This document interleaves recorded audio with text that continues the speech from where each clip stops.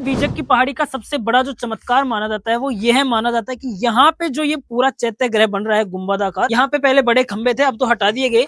लेकिन यहाँ पे माना जाता है कि ये जो 20 सेंटर पे आके यहाँ पे आप बोलोगे तो चारों ओर से आपकी आवाज ऐसे लगेगी जैसे गूंज रही हो। रिवर्ब आती है, ऑटोमेटिकली रिवर्ब आती है आपकी आवाज में। लेकिन भाई जैसे मैं थोड़ा सा आगे पीछे होता हूँ रिवर्ब कैंसिलेशन हो जाता है, यहाँ पे रिवर्ब नहीं आती है। और ये जो मेन पॉइंट है, यहाँ पे जो गड्ढा भी किया गया है, यहाँ पे आते ही ऑटोमेटिकली जो आवाज है वो गूंजने लग जाती है। ये यहाँ का सबसे बड़ा चमत्कार माना जाता है।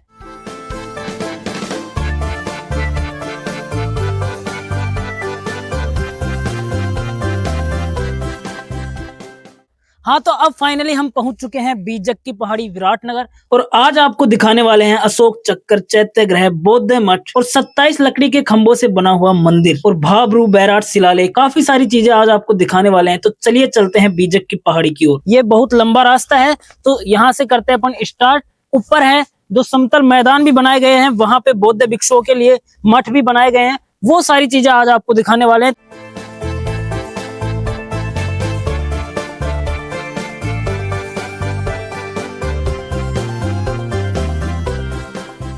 तो काफी हद तक हम ऊपर चढ़ चुके हैं, लेकिन सीढ़ियां अभी तक भी खत्म होने का नाम ही नहीं ले रही है। और भी ऊपर चलेंगे, अभी तो काफी ऊपर है वो जो बौद्ध मठ है, बौद्ध स्तूप है, सब कुछ। तो यहाँ पे रास्ता बहुत बड़ा लंबा रास्ता है और चढ़ाई ज्यादा है, इसलिए थक जाते हैं चढ़ते चढ़ते। हाँ, तो अब फाइनली हम पहुंच चुके हैं बिल्कुल नजदीक बीजक की पहाड़ी के ऊपर, और अब आपको दिखाते हैं यहाँ का पूरा ऐतिहासिक नजारा। तो सबसे पहले स्टार्टिंग करते हैं अपन यहाँ से। ये देखो भाई, एंट्री गेट पे यहाँ पे गुफाएं बनाई गई हैं छोटे छोटे पत्थरों में। और ऊपर चलिए तो आपको दिखाते हैं, ये जो आपको सामने दिख रहा है बड़ा सा पत्थर, ये कोई सामान्य पत्थर नहीं है।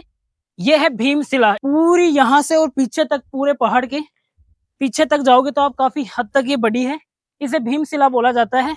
और इसके नीचे ये मंदिर बनाया गया है, आपको ये मंदिर भी दिखाते हैं, इधर आइए।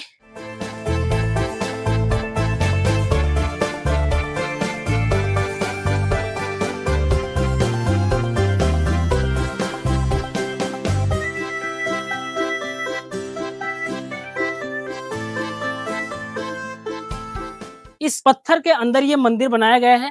तो मैं अपने जूते निकाल के और इस मंदिर में जाता हूँ, दिखाता हूँ आपको यहाँ पे क्या है यहाँ का नजारा। तो यहाँ पे हनुमान जी का मंदिर बनाया गया है। ये यहाँ पे लिखा गया है कि सभी भक्तों से अनुरोध है कि मंदिर में जाते समय दरवाजा बंद करके जाएं। तो ठीक है भाई, अनुरोध के हिसाब से काम करेंगे। तो ये अपन खोलते हैं इस गेट को, और ये एक पत्थर जो मैंने बताया है भीमशिला है, उस पत्थर के अंदर ही ये पूरा मंदिर है। अब मैं इसके अंदर जाऊंगा, आपके लिए एंट्री करूंगा, दिखाऊंगा इसका अंदर का नजारा। तो देखिए दोस्तों, तो भाई मैं आ चुका हूँ इस मंदिर के अंदर, और यहाँ पे ये पूरा एक गुफा में बना हुआ है ये मंदिर। भाई यहाँ पे कोई लाइट वगैरह किसी की व्यवस्था नहीं है, यहाँ पे ना कोई पुजारी रहता है। यहाँ पे भक्त आते हैं और दर्शन करके और चले जाते हैं। लेकिन भाई इसमें मैं सही तरीके से ऊपर से खड़ा भी नहीं हो सकता, क्योंकि अंदर से दिखाना इनको, ये नीचा पत्थर है, इसलिए मैं ऊपर टच हो जाता हूँ। और ये है हनुमान जी का मंदिर, इधर आगे से दिखाइए। ये देख लो भाई, यहाँ पे आरती पूजा की जाती है आने जाने वाले भक्तों के द्वारा ही। और यहाँ पे ये ऊपर का सीन है, देखो भाई, ये पूरी गुफा में बनाया गया है, और ये इसका वेंटिलेशन है भाई, इधर से ये हवा निकल जाती है। बाकी काफी हद तक अच्छा मंदिर है।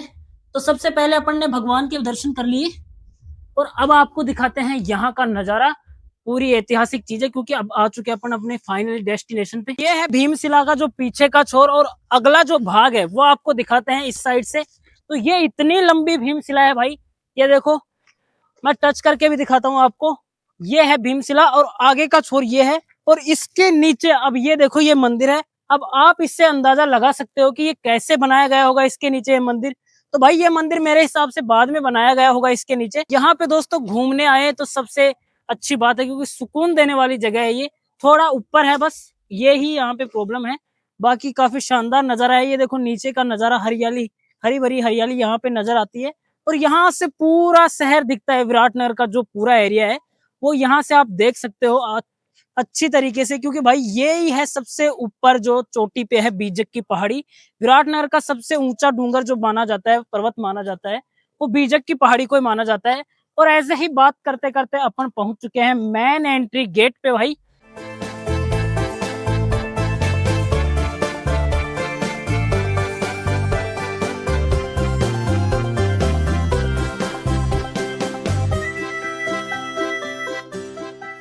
यहाँ पे जो बोर्ड लगाए गए हैं उन पे लिखा गया है कि प्राचीन मत्स्य देश की राजधानी बैराट या विराटनगर के बारे में कहा जाता है।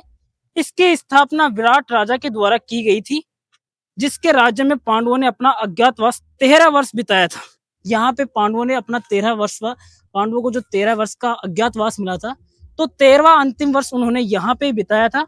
और उनके द्वारा विराट के जो विराटनगर के राजा थे विराट, उन्होंने इसका निर्माण करवाया है। और सबसे खास बात यहाँ की ये है, ये जो आप ईंटों की चुनाई देख रहे हो, ये कोई सामान्य ईंट नहीं है, क्योंकि पहले के जमाने में ऐसी ईंटें होती थी जो देखो भाई कितनी तो चौड़ी हैं, कितनी लंबी हैं। आज के जमाने में तो छोटी छोटी ईंटें आते हैं, लेकिन ये इतनी पुरानी ईंटें होके भी आज भी वैसे की वैसे इनकी शेप है, कोई इनमें चेंजिंग नहीं है। और आगे जैसे ही चलते हैं तो आपको और भी दिखाते हैं।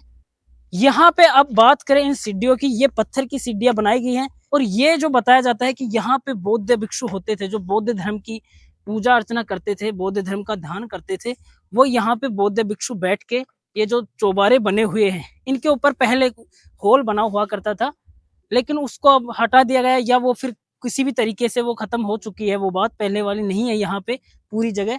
और यहाँ पे ये जो बौद्ध मठ बनाए गए हैं, यहाँ पे कहा जाता था कि यहाँ पे पहले कोई मंदिर था और यहाँ पे बैठ कर बौद्ध भिक्षु ध्यान किया करते थे।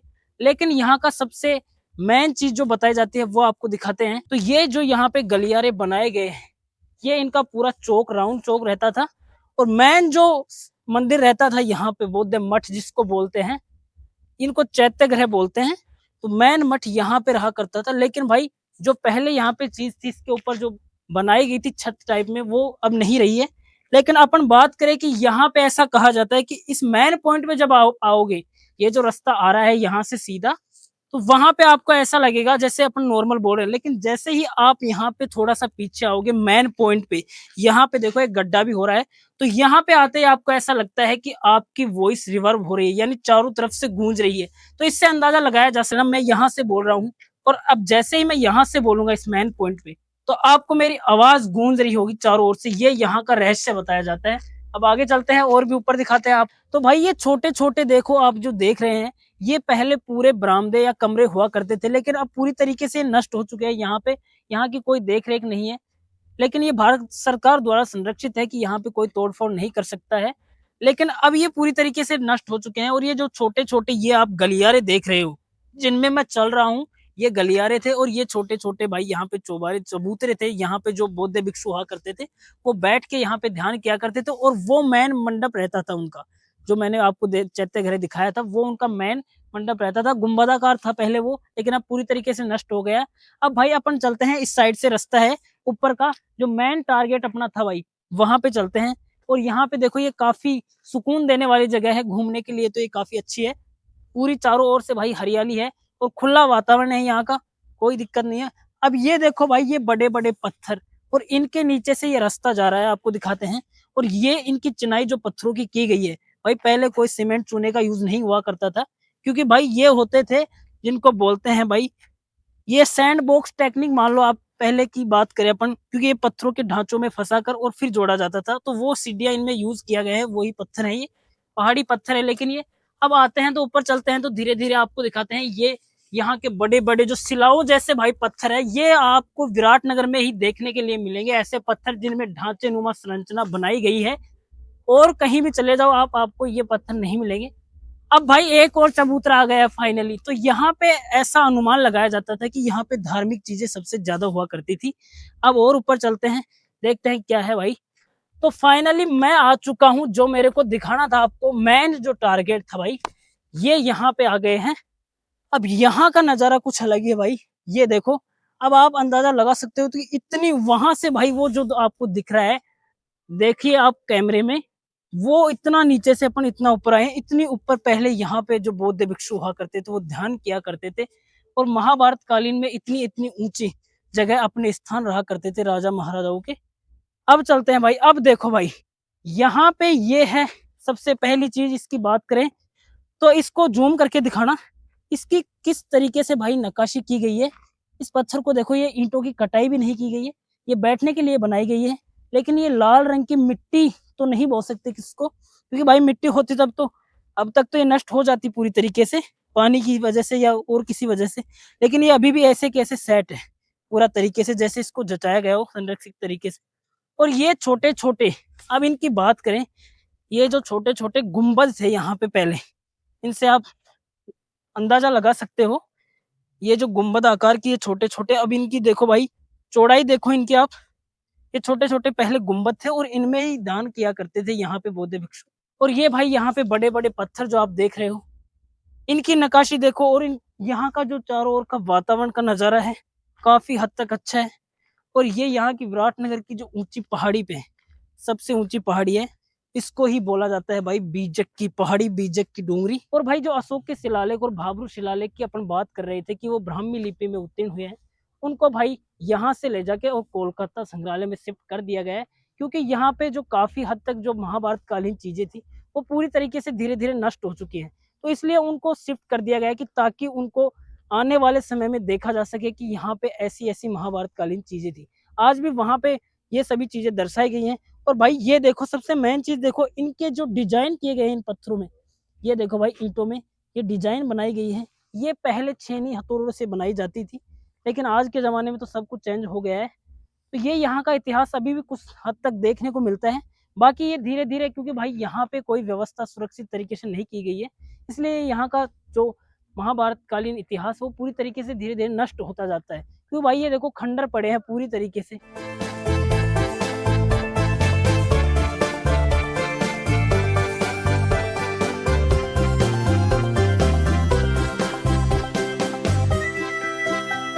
दोस्तों, आपको वीडियो अच्छा लगा है तो वीडियो को ज़्यादा से ज़्यादा प्यार और हमारे चैनल को सब्सक्राइब ज़रूर कर दें।